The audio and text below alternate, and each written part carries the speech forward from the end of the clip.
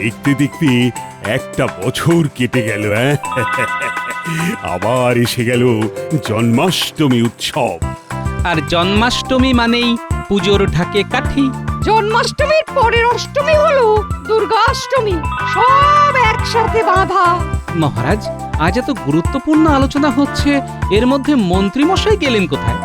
মন্ত্রী তো ছুটি নিয়ে শ্বশুর বাড়ি গেছে, ফিরে আসবে কালকে। শ্রীকৃষ্ণের জন্মদিনে আমার রাজ্যে কেউ অভুক্ত থাকবে না। গোপাল, সবার নিমন্ত্রণ, তোমাদের সবাইকে দায়িত্ব নিতে হবে। আর মেয়ে জামাইকেও আসতে বলো, সবাই এলে তবেই না উৎসব জমে। ঠিক আছে মহারাজ।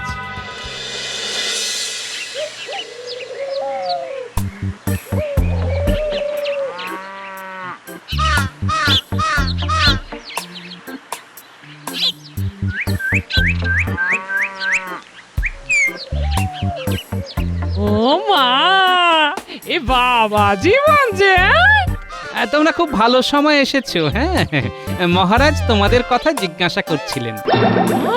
তাই কেন গো? তা তোমার কিছু হবে না, দিনক্ষণ মনে থাকে না তো। এই তো সামনে জন্মাষ্টমী, সকলের নিমন্ত্রণ। ও মা গো, হে মহারাজ আমাদের কথা এত ভাবেন? হ্যাঁ, ভাববে না? এ কি যে সে রাজা নাকি?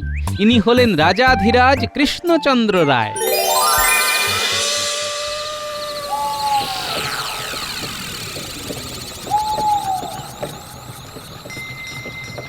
আর এরকম গদাই লস্করি চালে চললে হবে না। তাড়াতাড়ি চালাও, তাড়াতাড়ি চালাও। কৃষ্ণ কৃষ্ণ বলে সামনের জঙ্গলটা পেরিয়ে গেলে নিষ্কৃতি পাবো, বুঝলে? কেন গো, ওই জঙ্গলে কি আছে? ডাকাত আছে, কতবার তো বললাম গো, দিন থাকতে থাকতে বেরো। কে কার কথা শোনে?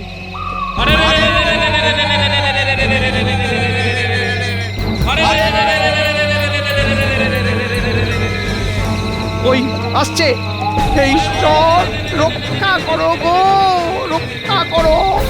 ও মা, ডাকাত আসছে। এবার কি হবে, কি হবে? আমার তো সব গয়না নিয়ে নেবে গো। মা, আমাকে ছেড়ে দিন সর্দার, আমি তো গরিব মানুষ। বেরিয়ে আসুন মন্ত্রী মশাই, বেরিয়ে আসুন, বেরিয়ে আসুন, বেরিয়ে আসুন। কীর্তিমা, তোমরা কি চাও বাবারা? আপনাদের কাছে যা আছে, গলার হার, আংটি, বোতাম, কীর্তিমা যা পড়ে আছেন সব আমাদের হাতে সযত্নে তুলে দিন, তুলে দিন। আর তোমরা কারো আংটি পিছমোড়া করে বাঁধো। ঠিক আছে সর্দার। আমাকে ছেড়ে দাও। ওরে বাবা রে,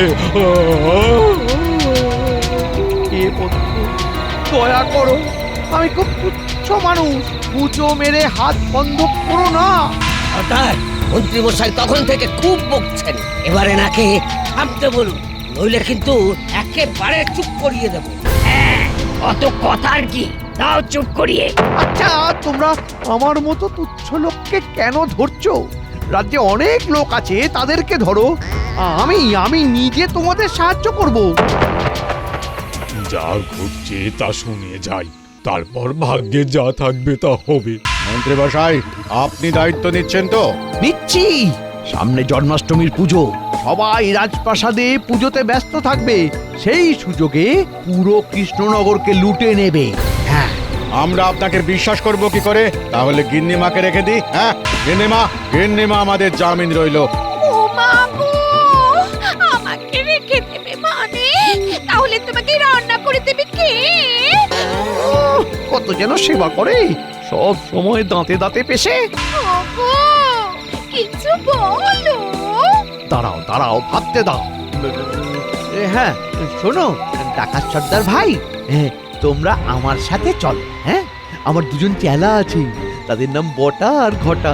তাদের আমি তোমাদের সাথে দিয়ে দেব, তাতে তোমাদের চুরি করতেও সুবিধা হবে, আর আমাকে তোমরা নজরে নজরে রাখতেও পারবে। না না, এইসব হুজুম ভাজুমে বিশ্বাস করবে না সর্দার। আরে বাবা, আরে আমাকে একটু বিশ্বাস করো। আমাকে বিশ্বাস করলে তোমরা লাভবান হবে।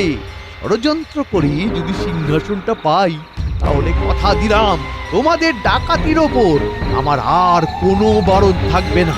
তার মানে আমরা সরাসরি ডাকাতি করতে পারবো? এ কি সত্যি?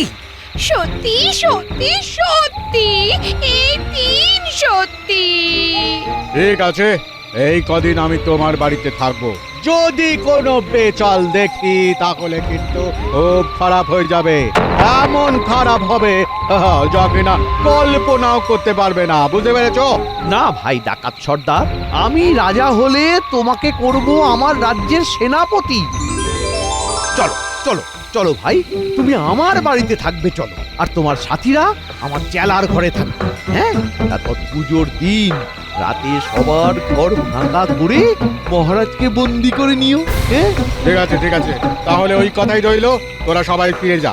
তোদের আসতে হবে না, জন্মাষ্টমীর দিন সকালেই সবাই আমার সাথে যোগাযোগ করবি, বুঝলি? ঠিক আছে সর্দার, গাড়োয়ানের কি করব? ও এখানেই থাকুক, জঙ্গলি জানোয়াররা আছে, খেয়ে পেট ভরাবে। চলো ভাই চলো, আমরা আমাদের গ্রামে ফিরে যাই। জন্মাষ্টমীর দিন আমাদের কাজ শুরু হবে।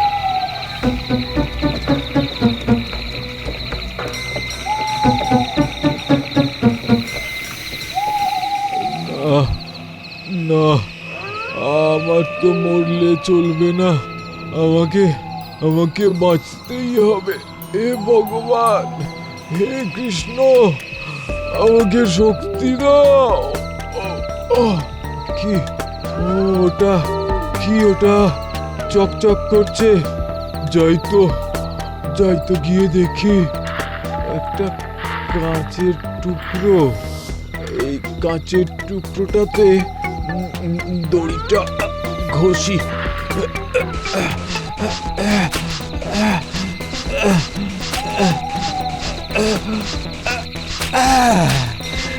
মুক্তি মুক্তি মুক্তি।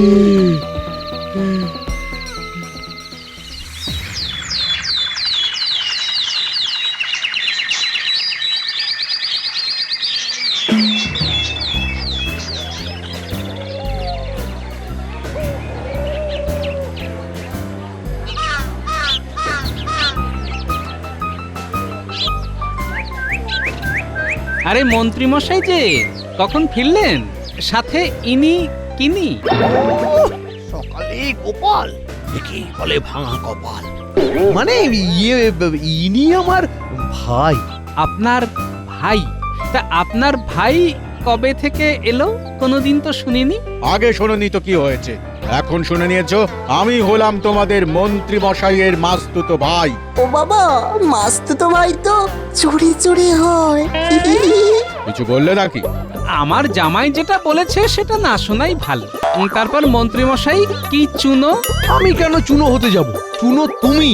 আরে আপনার মনটা বড় পেঁচালো মন্ত্রী মশাই। বলছি মাছের কথা, আর আপনি কোথায় চলে গেলেন? আমি তো চুনো মাছই নেব। আর আমি গলদা। মাস্তুতো ভাই, মাছের বাজারে তো মেছো গন্ধ থাকবেই, কিন্তু মন্ত্রী মশাইয়ের কথার মধ্যে কেন মেছো গন্ধ পাচ্ছি একটু লক্ষ্য রাখতে হবে। বুঝলে বাবা জীবন, তোমাকে একটা গুরুত্বপূর্ণ কাজ দেব, ওটা ঠিকঠাক ভাবে করতে হবে। আমি বুঝে গেছি বাবা, মন্ত্রীমশাইয়ের গা থেকে মিশ্র গন্ধের কারণটা জানতে হবে, কি তাই তো? বাহ, একেবারে 10-এ 10। হয়ে যাবে বাবা, আজ থেকেই আমি নজর রাখবো।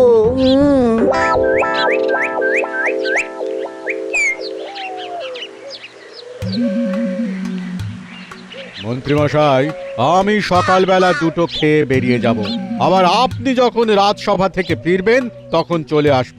আমার দলবলকে দেখে আসতে হবে তো। কিন্তু একটা কথা, কোন রকম চালাকি করলে মহারাজকে সব বলে দেব। না না, বলার কোনো প্রশ্নই নেই। আমাকে কি বিশ্বাস করতে পারছো না?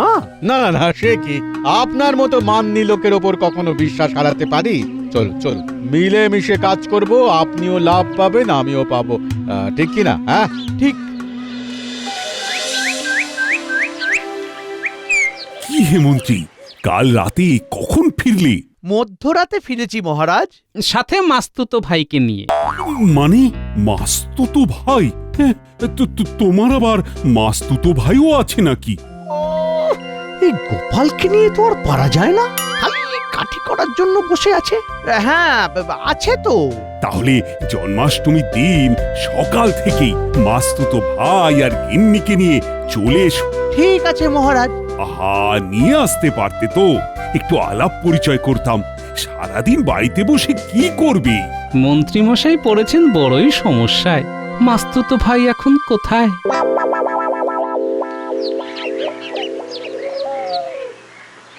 কানামাছি ভো ভো যাকে পাবি তাকে ছো, কানামাছি ভো ভো যাকে পাবি তাকে আমাকে ধরো। ধরেছি ধরেছি। এ ময় বাবা, এটা কি? ও বাবা, এত লম্বা চুল! এ বাবা, এবার নাকের নিচেও চুল! এটা তো গোফ! কি হচ্ছে কি? রসিকতা হচ্ছে নাকি? ওরে বাবা, এখানেও মাস্তুতো ভাই! মন্ত্রী মশাইকে ছেড়ে কোথায় যাচ্ছেন? চলে যাচ্ছেন? আমি কোথায় যাব কি না যাব তোমায় বলবো কেন? পথ ছাড়ো। বাবা বলেছে মেছো গন্ধের কারণটা বার করতে হবে। তোরা খেল, আমি একটু ঘুরে আসছি।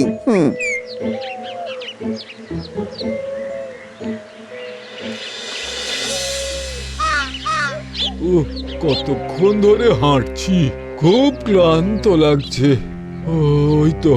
ওই তো একটা পুকুর দেখা যাচ্ছে। যাই, ঠান্ডা জলে একটু হাত পাটা ধুয়ে আসি।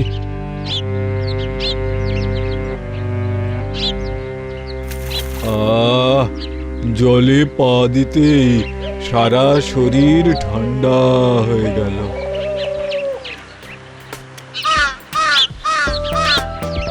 আরে, এই ডাকাত সর্দার না?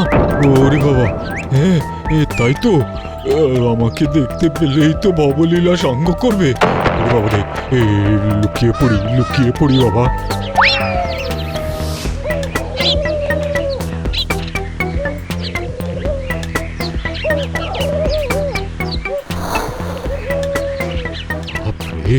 খুব বাঁচা বেঁচে গেছি, আপদ বিদেয় হয়েছে।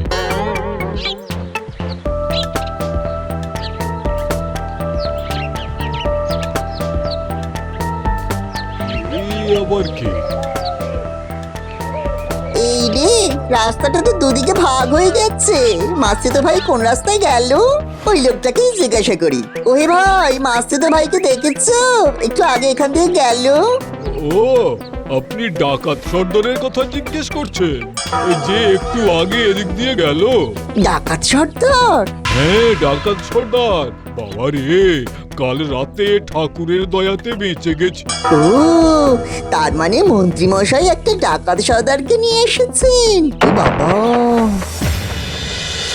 আচ্ছা, তাহলে এই ব্যাপার বুঝলাম।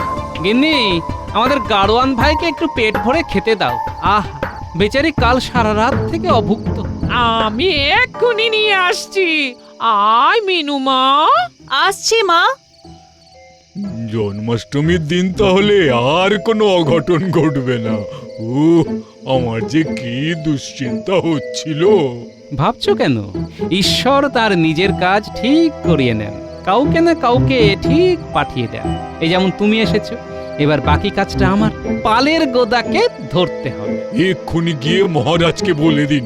না না, আমাদের মন্ত্রী মশাইকে বামাল সমেত ধরতে হবে। কিরে, হাঁপাচ্ছিস কেন? আরে, ওই যে দাদা বাবু, তুমি যাকে কানামাছি খেলার সময় ধরেছিলে, সেই মাস্তুতো ভাইকে আবার দেখলাম। কোথায় দেখলি? যে পথ দিয়ে যাচ্ছিল সেই পথ দিয়েই ফিরছিল। তোরা এত রাত পর্যন্ত বাইরে কি করছিস? পণ্ডিত মশাইয়ের কাছ থেকে ফিরছিলাম। জানো দাদা বাবু, আমি ওই লোকটার পিছু নিয়েছিলাম। তারপর দেখি ওই তোমার মাস্তুতো ভাই সোজা মন্ত্রী মশাইয়ের বাড়িতে গেলেন। ব্যাস, দুয়ে দুয়ে চার, আমাদের হাতে সব অস্ত্র এসে গেছে। এবার শুধু খেলিয়ে তুলতে হবে। এই নাও গো কাকা, মুড়ি আর নারকোল। রাতে ভাত আর মাছের ঝোল। হ্যাঁ, দাও দাও দাও, আমার খুব খিদে পেয়েছে গো।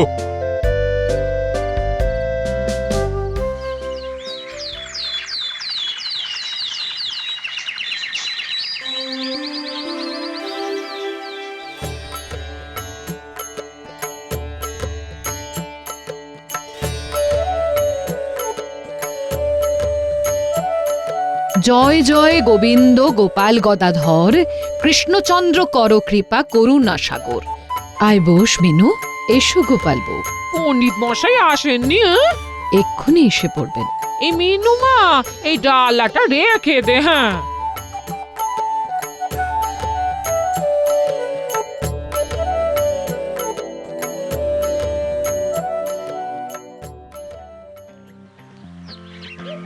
এই জামাই চলে এসেছো? বাহ বাহ বাহ! তা তোমার শ্বশুর মশাই কোথায়? উনি একটু কাজে আটকে আছেন, এসে পড়বেন। আরে মহারাজের বাড়ির পুজোর থেকেও জরুরি কাজ আছে নাকি?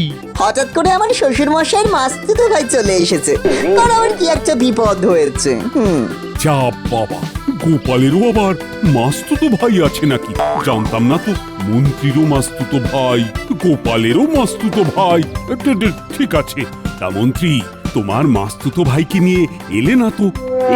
মানে ও তো চলে গেছে। হ্যাঁ, এলো আবার চলেও গেল, একবার দেখাও করালে না। বললো কি একটা কাজ আছে, অবশ্য রাতে আসবে। না না না না, গোপালের বড় বাজে কাজ। কোথায় ওর উপর দায়িত্ব দিলাম ভাড়ার ঘর সামলানো। এই তো আমি চলে যাচ্ছি ভাড়ার ঘর সামলাতে। না না না, তোমাকে ওখানে যেতে হবে না। জামাই, তুমি বরং ভাড়ার ঘর সামলাও, আর মন্ত্রী অতিথিরা আসবে সেটা তুমি দেখো। এইখানে এখন আমাদের চুপ করে অপেক্ষা করতে হবে। তোমার কথা মতো এইখানে এই বটা ঘটার বাড়িতে চাঁদের হাট বসবে, আর সব চাঁদগুলো এসে গেলে এই শিকলটা লাগিয়ে দেব, আর তোরা সোজা রাজবাড়িতে গিয়ে খবর দিয়ে আসবি, বুঝলি? ওই দেখো গোপাল দাদু, কারা যেন আসছে।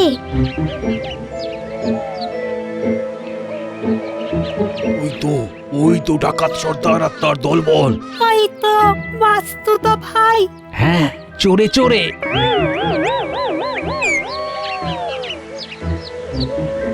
এই বাড়িটায় ঘটা আর বটা থাকে। মন্ত্রী মশাই সেদিন আমাকে আলাপ করে দিয়েছিলেন, আজ দিনের বেলা এখানে অপেক্ষা করব। ঘটা বাবু, বটা বাবু, আমরা এসে গেছি। এসে গেছেন? বাহ বাবা, চলে আসুন।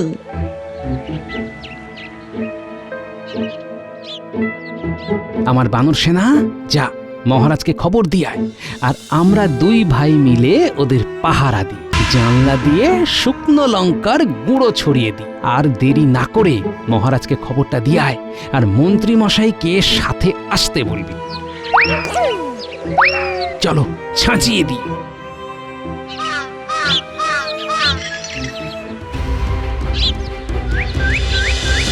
এখনো গোপালের পাত্তা নেই। আহ, কি যে করে না ভেবেই পাই না। কাজের সময় গোপালকে পাবেন না, শুধু অকাজে কুকাজে পাবেন। আহ, তুমি আর ধুনো দিও না তো। কি রে, তোদের দাদু কোথায়? দাদু দাঁড়িয়ে আছে বটা ঘটার বাড়িতে। বাবা, বটা ঘটার বাড়িতে গোপাল কি করছে? কি আবার হলো?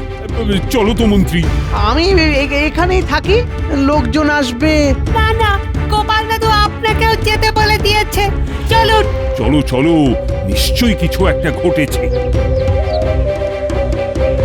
চলো, বটা ঘটার বাড়ি, গোপাল ওখানে আছে।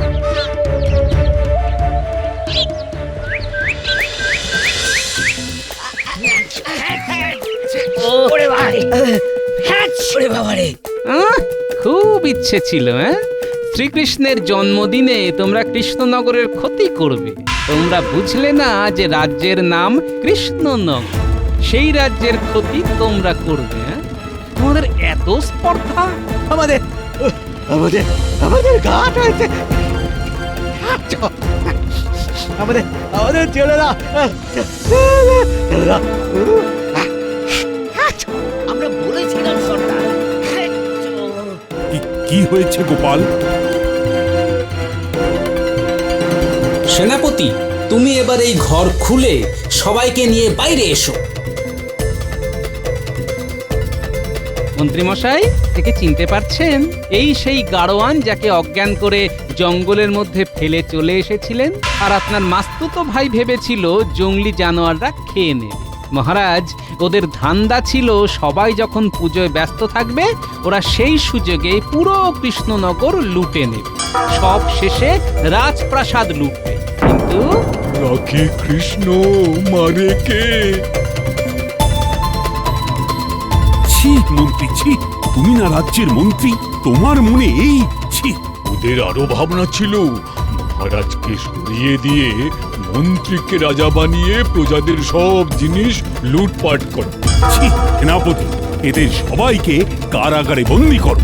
আমার কোনো উপায় ছিল না মহারাজ, ক্ষমা ক্ষমা। না না না না না না, কোনো ক্ষমা নেই।